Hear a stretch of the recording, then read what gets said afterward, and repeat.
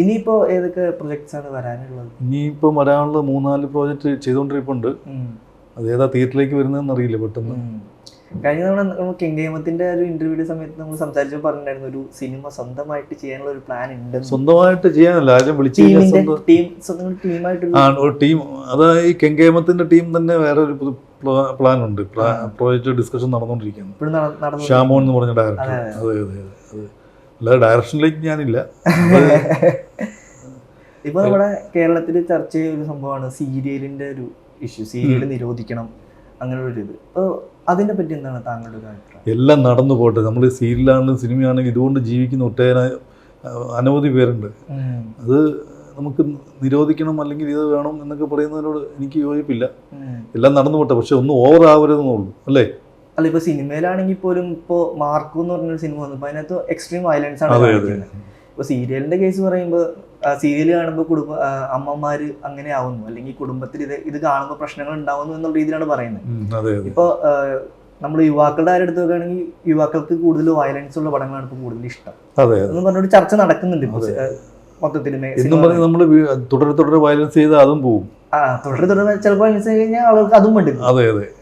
അപ്പൊ ഈ സീരിയലിന്റെ കേസിലും ഈ ഇതേപോലെ സിനിമയുടെ കേസിലും തമ്മിൽ എന്താ തോന്നുന്നത്? ഇപ്പോൾ സീരിയലിനെ കുറ്റം പറയുന്ന ഒരു സിനിമയിൽ ഇത് വരുമ്പോൾ അത് അടിപൊളിയാന്നുള്ള രീതിയിൽ പറയുന്നത് കണ്ടിട്ടുണ്ട്.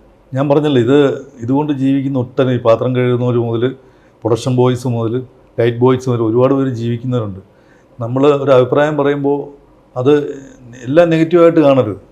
പോസിറ്റീവായിട്ടിൻ്റെ അകത്ത് ഒരുപാട് ഘടകങ്ങളുണ്ടല്ലോ. പിന്നെ ഇപ്പോഴത്തെ ട്രെൻഡ് എന്താണെന്ന് അങ്ങനെ ഇപ്പം ജനം പറയാൻ പറ്റില്ലല്ലോ. ഇപ്പം പ്രേമലു തന്നെ ഓടി, പ്രേമലുവിൽ വയലൻസ് ഇല്ലല്ലോ, വയലൻസ് ഇല്ല. അപ്പം ഇത് മാറി മാറിയാണ് വരുന്നത്. അതിപ്പോൾ എന്താ ഓടുന്നത് ജനങ്ങളുടെ ഇഷ്ടമാണ്. നമ്മൾ ഇന്നേ കാണാവുള്ളൂ എന്ന് പറഞ്ഞ് അവരെ കമ്പൽ ചെയ്യാൻ പാടില്ല. പിന്നെ ഇപ്പം സീരിയലിനെതിരെ ഇപ്പം അങ്ങനെ കേട്ടു. അത് ഞാൻ സീരിയലിൽ അഭിനയിച്ചിട്ടുണ്ട്. ഞാൻ നേരത്തെ അഭിനയിച്ചായിരുന്നു. ഇപ്പം ഇല്ല. നേരത്തെ ഇപ്പോൾ കഴിഞ്ഞ ദിവസം സലീംകുമാറായിട്ട് പറയുന്നുണ്ടായിരുന്നു, ഇപ്പോൾ വയലൻസുകൾ സിനിമയാണ് ഒരു നമ്മുടെ പ്രേക്ഷകരെ അല്ലെങ്കിൽ നമ്മുടെ ജനങ്ങളെ പൊട്ടിച്ചിരിപ്പിക്കുന്ന സിനിമകൾ വരാറില്ല, അത് ഇപ്പം ആളുകൾക്ക് വേണ്ട എന്നുള്ള രീതിയിൽ പറയാറുണ്ട്. എന്തുകൊണ്ടായിരിക്കും ചിരിക്കാൻ ആളുകൾക്ക് ഇപ്പം മടിയാണോ? അങ്ങനെ ചിരിക്കുന്ന സിനിമകൾ ഉണ്ട്. നല്ല നല്ല ഫലിതം കൊടുത്ത ആർക്കും ഇഷ്ടമാണ്. നല്ല കോമഡി എല്ലാവർക്കും ഇഷ്ടമല്ല. എനിക്ക് ശരിക്കും പറഞ്ഞാൽ തിയേറ്ററിൽ വയലൻസ് ഇഷ്ടമാണ്, പക്ഷെ നമുക്ക് ഒരു സ്ട്രെസ് റിലീഫാണ് ശരിക്കും തിയേറ്ററിൽ പോയി സിനിമ. നമുക്ക് ചിരിച്ച് നമ്മുടെ ഒരു വിഷമം മറക്കാൻ വേണ്ടിയാണ് നമ്മൾ തിയേറ്ററിലേക്ക് ഒരു കാലത്ത് പോയിക്കൊണ്ടിരുന്നത്. ഇപ്പം അങ്ങനത്തെ ഒരു സിനിമകൾ ഇല്ല എന്ന് തോന്നുന്നുണ്ടോ? കുറഞ്ഞു വരാണെന്ന് തോന്നുന്നുണ്ടോ? അല്ല, കുറയുന്നതല്ല. ഞാൻ പറഞ്ഞല്ലോ, ഓരോ ട്രെൻഡാണ്. ഓരോ സമയത്തും ഓരോ ട്രെൻഡ് വരും എന്ന് പറയുന്നുണ്ട്. പക്ഷേ നല്ല പടങ്ങൾ നല്ലത് ഏതാണെങ്കിലും ആൾക്കാർ കാണും, ഫാമിലി ആയിട്ട് കാണും. ഇപ്പം എൻ്റെ അമ്മയ്ക്ക് ഇപ്പോൾ 90 വയസ്സായി. 90 വയസ്സായിട്ടുണ്ട്. അപ്പം ഇപ്പോൾ 90 ഇതിൻ്റെ സെലിബ്രേഷൻ നടക്കുക. അപ്പം ഞാൻ ചോദിക്കുന്നത്, അമ്മയ്ക്ക് ഇപ്പോഴും തിയേറ്ററിൽ പോയിരുന്ന് കാണുന്ന ആഗ്രഹമുണ്ട്. ഞാൻ കൊണ്ടുപോകാറുണ്ട്.